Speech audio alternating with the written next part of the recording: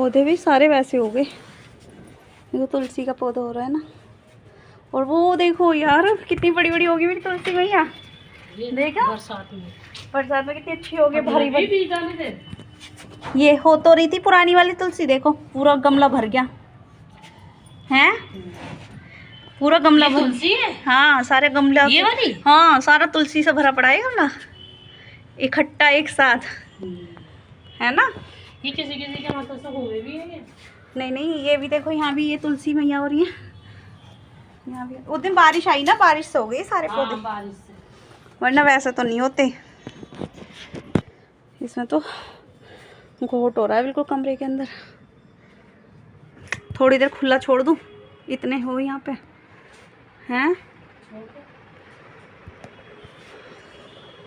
ये जो हमारे डब्बे जा रहे हैं ना यहाँ से, ये डब्बे बड़े बड़े चले जा रहे हैं हर बार हैं, मीडियम साइज वाला नहीं जा रहा डब्बा हमारा। ये तो नहीं पता ना मीडियम किसे बोले। ये वाला है देखो मीडियम साइज, ये रहा, ये लग रहा है यहाँ पे विंडो, देखो ये वाला, ये लग रहा ये मीडियम साइज है। ये वाला साइज नहीं जा रहा हमारा, ये वाला जा रहा है, बड़ा है थोड़ा है। अच्छा ये मीडियम है, निकल रहा है। मैं वही तो बात कह रही हूँ।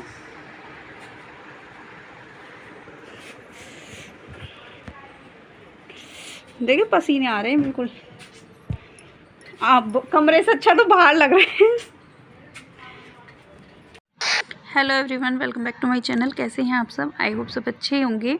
तो फ्रेंड्स यहाँ पर ना देखिए, आप देखिए ये एक बाथरूम है हमारा, ऊपर कमरे के बाहर ही बना हुआ है छोटा सा बाथरूम। तो बाथरूम की तरह हम लोग यूज़ नहीं करते हैं इसे, तो स्टोर रूम की तरह यूज करते हैं। तो स्टोर रूम की तरह क्या, देखिए इसमें ना मेरे ही कुछ सामान रखे हुए थे। ये था मतलब कुछ जैसे बच्चों की जो ये होती है ना, जैसे ये गाड़ियाँ वगैरह होती हैं, तो ये धूप में रखी हुई थी बाहर, तो मैंने अंदर रख दिया था उठा के स्टोर रूम में, मतलब इसमें बाथरूम के अंदर ही। और ये बाथरूम ना हमने कभी भी नहाने के लिए यूज नहीं किया आज तक भी, जब से तैयार हुआ है। क्योंकि इसमें क्या हुआ, इसमें ना ड्रेनेज नहीं है, मतलब इसमें ना छेद नहीं करवाया था बाथरूम में पानी निकलने के लिए, जिसकी वजह से क्या ये बाथरूम आज तक कभी हमने यूज ही नहीं कर पाया इसको। और ये वाली जो गाड़ी है ना, ये लवी की है, बहुत पुरानी है, 14 साल की मेरी बेटी हो चुकी है, तो लगभग 12-13 साल पुरानी ये गाड़ी है। और ये कुछ एसी के रखे थे पहले, हमारा एसी ना इसी वाली छत पे रखा हुआ था, तो उसी के ये सामान रखा हुआ था। और तो ये सब चीज़ें ना मैंने बाहर निकाली पहले। एक्चुअली में मुझे ना इसमें से कुछ सामान बाहर निकालना था, जो कि मतलब बहुत ज़रूरी था निकालना मेरे को। मतलब ये देखिए मेरी मशीन का ये रखा हुआ है, स्टैंड होता है एक मशीन का, ये स्टैंड रखा हुआ था। और उसके बाद देखिए मैं यहाँ से ना बारी बारी से थोड़ा थोड़ा करके सामान निकाल रही थी।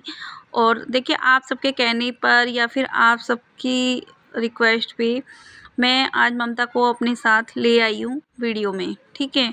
तो ऐसा नहीं है कि मतलब मैं ममता को मतलब प्यार चाहती नहीं हूँ, या फिर मैं उसको ध्यान नहीं रखती हूँ, या फिर मतलब मैं उसको मेड की तरह ही ट्रीट करती हूँ, नहीं ऐसा भी नहीं है। हम लोग मतलब साथ में अच्छे से काम करते हैं, हमारी बॉन्डिंग अच्छी है, और ममता मेरी बहुत हेल्प करा देती है, ऐसा बात नहीं है। ममता है मेरी मेड का नाम, और मेरी ममता जो है ना बहुत हेल्प करा देती है। और यहाँ पर देखिए ये जो आप देख रहे हो ना, ये मेरा मतलब बोर्ड है जो मैंने घर के बाहर लगवाया था अब से कई साल पहले। आप लोग मेरी पुरानी वीडियोस में देख ले, मतलब पुरानी वीडियोस जाके देख लेना, नीचे आपको मिल जाएगा, दिख जाएगा, है ना। यहाँ पर मैं कैमरा चेक करी थी कि मेरा कैमरा चालू है कि नहीं है, और यहाँ पे एक कॉल भी आ गई थी जिसको कि मैंने डिस्कनेक्ट कर दिया था। और यहाँ पर देखिए ये ना मशीन के जो पैर थे ये मेरे को निकालने थे, और इसी के लिए मुझे ममता की हेल्प की ज़रूरत थी। तो देखिए ममता मेरी ऐसे कामों में बहुत हेल्प कर देती है। और ये जो पैर थे ना, ये मेरे को अपनी एक कज़न सिस्टर है उसको देने हैं, क्योंकि उसने मुझे मांगे हैं कि मुझे पैर दे दो मशीन के। मेरे पास एक्स्ट्रा रखे हुए थे, तो मैंने उसको बुलाया, मैंने कहा अच्छा ठीक है तुम ले जाना। तो उससे पहले मुझे ये निकाल के क्लीन करनी थे, तो मैंने ममता को बोला कि आप निकालवा दो, मेरे साथ हेल्प कर दो, शाम का टाइम है, तो सुबह के टाइम तो इतना टाइम नहीं रहता, वैसे भी बहुत लेट आती है वो, तो शाम के टाइम में तो, सुबह के टाइम में तो निकल ही नहीं पाएगा, पॉसिबल ही नहीं है, तो मैंने शाम के टाइम में ही निकाल दिए। तो अभी मैं उससे बात कर रही थी, यही सब चीज़ें डिस्कस कर रही थी कि कैसे जाएंगे नीचे, कैसे करना है। और ये जो पड़े हुए ना ये गाड़ी वाड़ी ये सब वापस मुझे इसके अंदर रखने हैं। लेकिन उससे पहले मैं बाथरूम की कंडीशन देख रही थी कि ये बहुत ज़्यादा ना गंदा हो रहा है बाथरूम, और इसमें ना देखिए कहीं भी ड्रेनेज नहीं है। नीचे आप दिख रहा होगा होल नहीं है, इसमें कोने में एक होल होना था लेकिन होल नहीं है इसके अंदर, जिसकी वजह से इसमें पानी रुक जाता है, पानी अंदर नहीं जाता है, बाहर नहीं जाता है इसका। और तो मैंने कहा ममता से फिर मैं कि एक काम करो, तुमने इसमें झाड़ू निकाल दो पहले फटाफट से, तब हम इसके अंदर सामान फिर से लगा देंगे, क्योंकि अगर हम पहले सामान लगा देंगे तो फिर ये गंदा का गंदा ऐसे ही रह जाएगा। और इसीलिए मैंने इससे पहले झाड़ू लगवाई, उसके बाद इसे अंदर डाला। और देखिए ये जो ऊपर कमरा बना हुआ है ना, ये रूम बस ऐसे ही बना हुआ है एक्स्ट्रा में, और इसके अंदर जो रखा हुआ है ना सामान, वो सारा सामान मेरा खुद का ही रखा हुआ है। जैसे डब्बे रखे हुए हैं काफ़ी सारे, तो वो सारे डब्बे मेरे पैकिंग के लिए मैंने मंगवाए थे, वो सारे भरे हुए हैं बेड के ऊपर कमरे में, पूरे सारे मतलब सारे में मेरा ही सामान रखा हुआ है। और देखिए जो स्टोर रूम बन एक तरह से बाथरूम में स्टोर रूम बना दिया, तो इसके अंदर भी मतलब मैं ही अपना सामान रखती हूँ। जो भी छोटा मोटा ये सामान पड़ा हुआ है मेरा एक्स्ट्रा में, तो वही सामान मैं इसके अंदर रख देती हूँ। और देखिए मेरा जो काम है, इस काम के अंदर बहुत ज़्यादा फैलता है घर, बहुत ज़्यादा स्पेस की ज़रूरत होती है, बहुत ज़्यादा। तो मुझे ना बहुत सोच समझ के चीज़ें करनी पड़ती हैं। हेलो फ्रेंड्स, रेडी की थी मैंने इधर, ये कुछ पगड़ियाँ रेडी पड़ी थी जो मैंने दिखाई थी आपको, और ये पूरा बेड की हालत कुछ ऐसी है। और अभी रात के 11:30 बज रहे थे और मैं अभी जा रही थी उधर रूम में। ये 2-3 ड्रेसेस मैंने रेडी की थी, देखिए ये 2-3 ड्रेसेस मैंने रेडी की थी, यहाँ पे पड़ी हैं। और इधर ये फ्लावर फैले पड़े हुए हैं, और ये मशीन मेरे को किसी को देनी थी कल। और 2 ड्रेसेस देखिए मैंने ये भी तैयार की थी, एक ये वाली है ना, एक मिनट, एक ये वाली और एक ये वाली पिकॉक वाली है ना। तो ये 2 ड्रेसेस मैंने रेडी की थी अभी।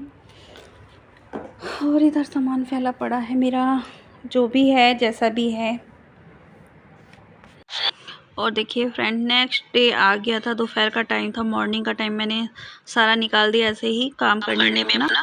और देखिए यहाँ पर ना ममता आ चुकी थी, तो ममता के साथ मैं कमरे की ना इसकी सफाई करवा रही थी। एक्चुअली क्या है ना, मेरे ना हस्बैंड आ चुके थे टूर से, और वो आने के बाद उन्होंने जो कमरे की हालत देखी ना, बहुत गंदी हो रखी थी, और वो मुझे चिल्ला रहे थे कि क्या हालत बना रखी है कमरे की।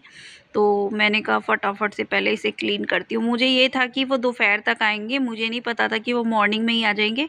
तो आज वो सुबह मॉर्निंग में जल्दी आ गए थे, 6 आई थिंक 7 या 8 बजे तक आ गए थे मॉर्निंग में। तब तक मैं सोकर भी नहीं उठी थी, तो वो तब तक आ गए थे।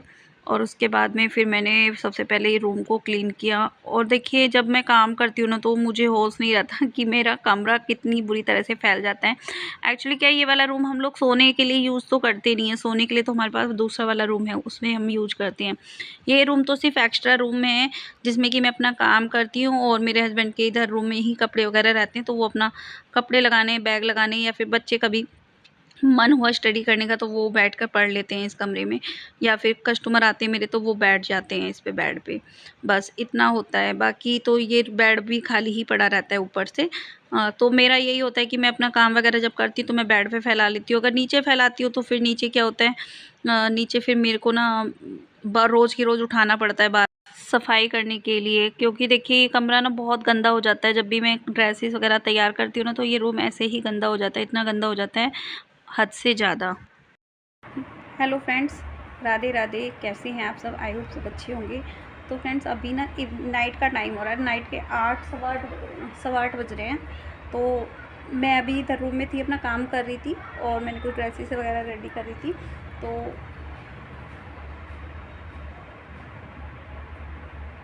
मुझे लगा कोई है शायद। तो मेरे साथ में अभी क्या हुआ कि मैं ना कहीं से मैंने अपने हेयर्स मंगवाए थे, ठीक है, जो लड्डू गोपाल जी के हेयर्स होते हैं, तो वो मैंने मंगवाए थे। और आप यकीन नहीं मानोगे, पिछले 1 महीने से ऊपर हो गया मुझे पेमेंट किए हुए, 1 महीने से ऊपर, लेकिन मेरा सामान अभी तक मुझे मिला नहीं है। अब आप ही लोग बताइए, 1 महीने से ऊपर हो गया है, सामान मिला नहीं है, पेमेंट मेरी फंसी पड़ी है।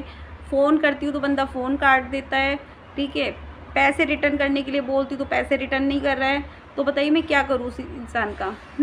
मुझे भी तो आगे सामान देना है ना कस्टमर को, और यही 15 दिन हैं जो कस्टमर मेरे से सामान ले रहे हैं। उसके बाद ऑनलाइन का कोई काम नहीं हो पाएगा, आप सबको भी पता है। जो भी है लोकल ही ले सकता है, फिर कोई बंदा ऑनलाइन कोई नहीं लेगा।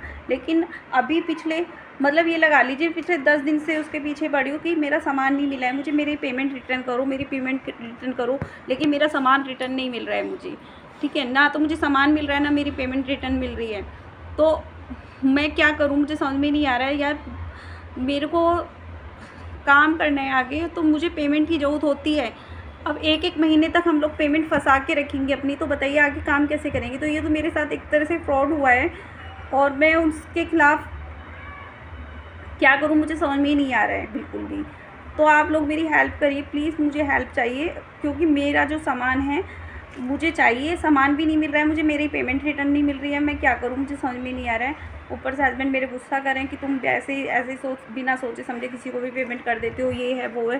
तो मेरे साथ में ऐसा हुआ है, तो मैंने सोचा आप लोगों के साथ भी शेयर करती हूँ और देखती हूँ अभी क्या करती हूँ। लेकिन मैंने उनको कल कॉल किया, कल उन्होंने फ़ोन नहीं उठाया। मैंने 10-15 बार कॉल किया कल भी दिन में, तो उन्होंने फ़ोन नहीं उठाया। फिर उसके बाद में थोड़ी देर बाद किसी कारीगर ने उनके फ़ोन उठाया, बोला कि 1 घंटे बाद बात कर लेना, अभी नहीं है भैया, ठीक है। 1 घंटे 2 घंटे बाद मैंने फिर कॉल किया कल, तो कहते हैं हाँ ठीक है मैं आपकी पेमेंट रिटर्न कर दूँगा। उसके बाद मैंने शाम को फिर मैसेज किया है, शाम को फिर कॉल किया है, फिर कोई रिस्पॉन्स नहीं मिला है मुझे। उसके बाद में मैंने आज फिर से सुबह मॉर्निंग में कॉल किया है, तो मॉर्निंग में कॉल करके कॉल का जवाब तो नहीं देते हैं, उठाते नहीं हैं, मैसेज करते हैं कि ड्राइविंग कर रहा हूँ। तो क्या अभी तक ड्राइविंग ही कर रहे हैं?